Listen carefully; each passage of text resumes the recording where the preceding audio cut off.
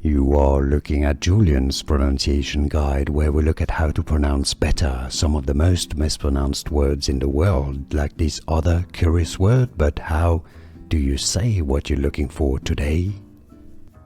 We are looking at how to pronounce this word. How do you say it correctly in British English? Because the American pronunciation is different.